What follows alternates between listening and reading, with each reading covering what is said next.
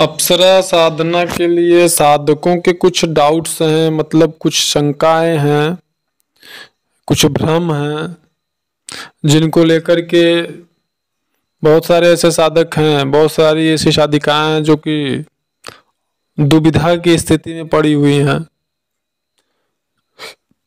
कि अप्सरा साधना करें कि न करें। जैसा कि आजकल तमाम लोग जानकारियां दे रहे हैं, 3 दिन, 7 दिन, 11 दिन, 21 दिन में, 41 दिन में अप्सरा की साधना जो है वह सिद्ध हो जाती है, अप्सरा सिद्ध हो जाती है।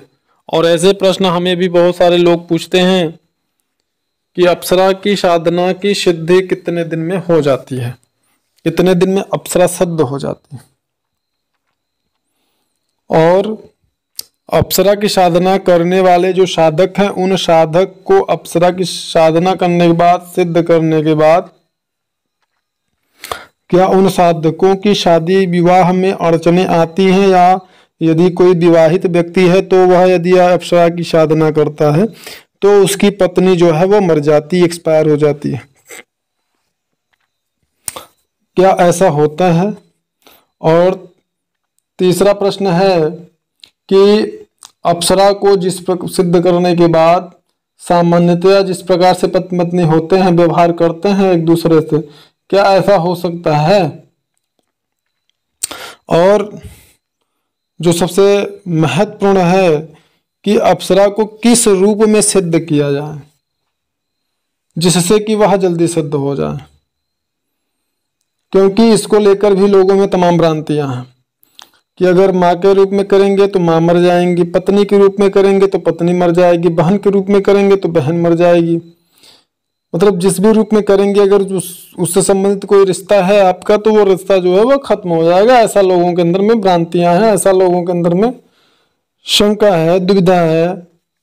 और बहुत सारे लोगों का तो ये भी कहना है कि अगर कोई व्यक्ति है उसने अप्सरा की साधना कर ली, सिद्ध कर लिया, तो फिर उसका विवाह निश्चित रूप से नहीं होना है।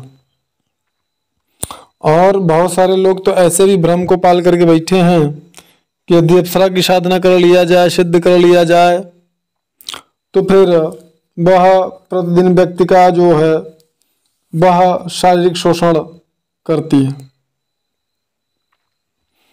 तो इनमें से कुछ प्रश्नों का हम जवाब देने का प्रयास करेंगे। तो सबसे पहले तो ये समझ लें कि अप्सरा की साधना कौन कर सकता है। अप्सरा की साधना सभी कर सकते हैं, जो भी योग्य या कुशल मार्गदर्शक जिनको प्राप्त हो चुके हैं, गुरु प्राप्त हो चुके हैं, वह अप्सरा की साधना कर सकते हैं। इसके लिए कम से कम आपके अंदर परिपक्वता होनी चाहिए, और उम्र का कोई इसमें बाध्यता नहीं होती है। फिर भी 20 वर्ष के ऊपर यदि हो रहता है तो कम से कम व्यक्ति को सब समझ में आ पाता है, वो सब कुछ समझने और सोचने की सामर्थ्य उसके अंदर रहती है। तो इसलिए 20 वर्ष के बाद ही अध्यात्म में आगे बढ़ना चाहिए। और अगर मार्गदर्शक आपको अच्छे मिल गए हैं तो फिर आप कभी भी आध्यात्म में कदम रख सकते हैं। और इनकी साधना ऐसा बिल्कुल नहीं है कि केवल पुरुष ही कर सकते हैं, इनकी साधना स्त्री पुरुष दोनों कर सकते हैं।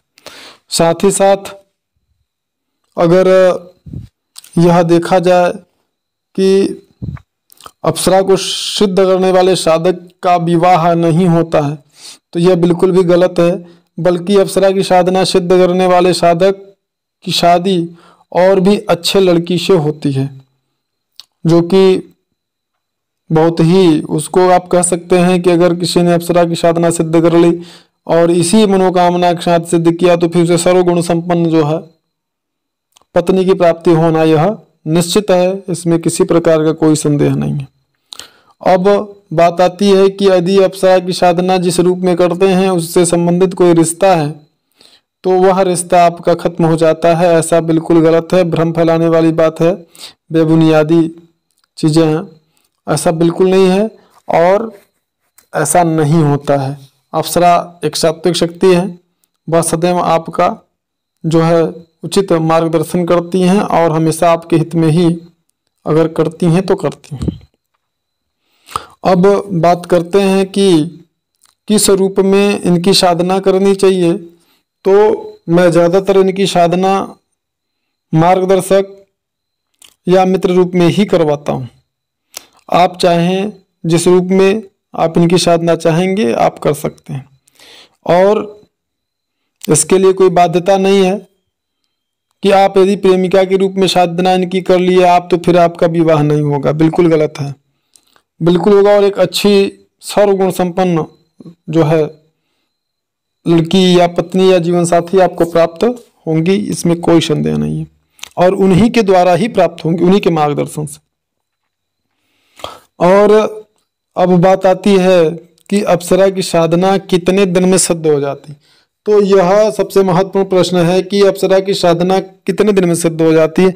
तो इसके लिए मैं ये बताना चाहूँगा, कहना चाहूँगा कि अप्सरा की साधना की सिद्धि का कोई भी समय, कोई भी मंत्र जाप की संख्या जो है वह निर्धारित नहीं है।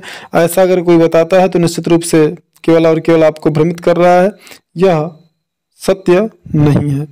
अप्सरा की साधना गुरु आपका कैसा है, आपका मार्गदर्शक कैसा है, सामग्री कैसी है आपकी, और आपका परिश्रम कैसा है, आपका विश्वास और भाव कैसा है, यह सारी जो चीज़ें हैं, ये सारी जो केंद्रीय बिंदु हैं, इन पर डिपेंड करता है कि आप अप्सरा की साधना में सिद्ध कितने दिन में हो जाएंगे।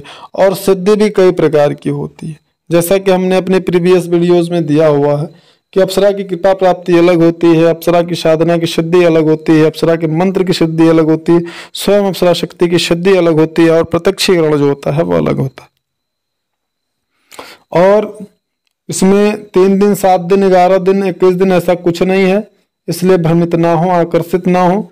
लोग केवल अर्थ स्वार्थ की सिद्धि के लिए, अपने व्यापार के लिए, अपने धन कमाने के चक्कर में वो आपको आकर्षित करते हैं कि आप इतने दिन में इनकी सिद्धि प्राप्त हो जाएगी। ऐसा बिल्कुल नहीं है। लेकिन अगर एक कुशल और योग्य मार्गदर्शक के मार्गदर्शन में साधना कर रहे हैं तो निश्चित रूप से 2-3 अनुष्ठान